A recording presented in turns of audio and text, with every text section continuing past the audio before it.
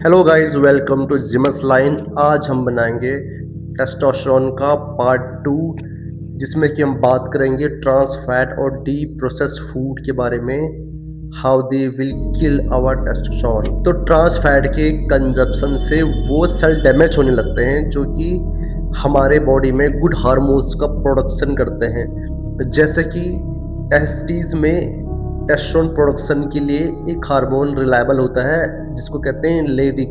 जैसे जैसे आप ट्रांस फैट या high D fried food consume करते हो, वैसे जो लेडिक हार्मोन है वो डिस्ट्रॉय होने लगता है और आपके बॉडी में टेस्टोस्टेरोन धीरे धीरे डिक्रीज होने लगता है, डिक्लाइन स्टेट में आने लगता है। तो दोस्तों, एडिशनली जो ट्रांस फैट और डी फ्राइड फूड के कंजप्शन से जो ऑक्सीडेटिव स्ट्रेस है और इन्फ्लेमेशन है, तो क्या होता है कि जो हमारे माइंड में जो सिग्नल जाता है टेस्टोस्टेरोन प्रोडक्शन का, वो वीक हो जाता है, जिसके कारण क्या होता है कि हमारे बॉडी एक अच्छी मात्रा में प्रोडक्शन नहीं कर पाती है, टेस्टोस्टेरोन वीक रह जाता है।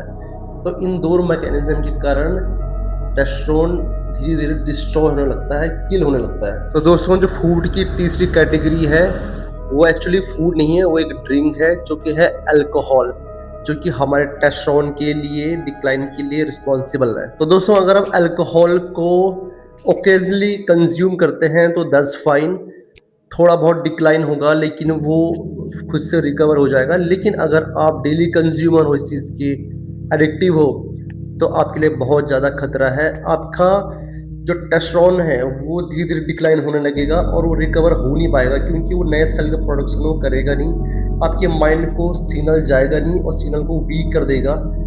एक्स्ट्रा इन्फ्लेमेशन बॉडी में होगी, जिसके कारण कुछ भी नया प्रोडक्शन होगा नहीं, नया सेल जनरेट होगा नहीं, हार्मोन्स वीक हो जाएंगे उसके कारण। और दोस्तों, साथ ही साथ जो आपका स्ट्रेस हार्मोन्स है वो इंक्रीज हो जाएगा, जिसको कहते हैं कोर्टिसोल, और धीरे धीरे ये आपको टेस्टोस्टेरोन को एस्ट्रोजन में कन्वर्ट करने लगेगा।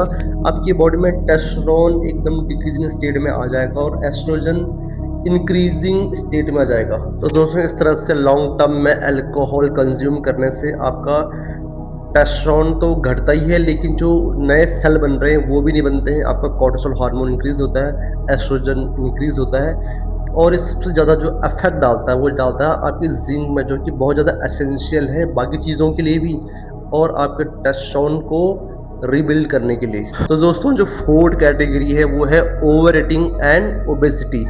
तो ओवर ईटिंग एंड ओबेसिटी कितनी बड़ी प्रॉब्लम है टेस्टोस्टेरोन को वीक करने की, मैं आपको बताता हूँ।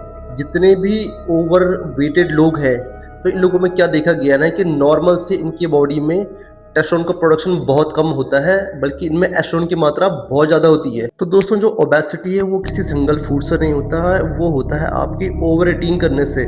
जो आपकी लाइफस्टाइल डिसऑर्डर है, आपकी आदत है ओवर ईटिंग करने की, हर चीज़ को टेस्ट के कारण। तो क्या होता है कि जब भी आप ओवर ईटिंग करते हो तो आपकी बॉडी ऐसे एंजाइम्स को रिलीज़ करती है जो कि आपकी बॉडी में टेस्टोस्टेरोन की जो प्रोडक्शन को एकदम घटा देती है और एस्ट्रोजन के प्रोडक्शन को बढ़ा देती है। तो दोस्तों, स्टडी में देखा गया है कि ऐसे ओबीज लोगों में जो टेस्टोस्टेरोन है वो सिग्निफिकेंट कम नहीं देखा गया है, वो बहुत ज़्यादा कम देखा गया है। तो आई होप आपको पार्ट टू में सारा कुछ समझ में आ गया होगा। पार्ट वन के लिए आप इसके पहले वाला वीडियो देख सकते हैं। पार्ट टू में हमने इसमें 3 टॉपिक कवर करे हैं, पार्ट वन में एक टॉपिक कवर करा है। एंड आई होप आपको इन्फॉर्मेशन अच्छी लगी हो। So thank you for watching.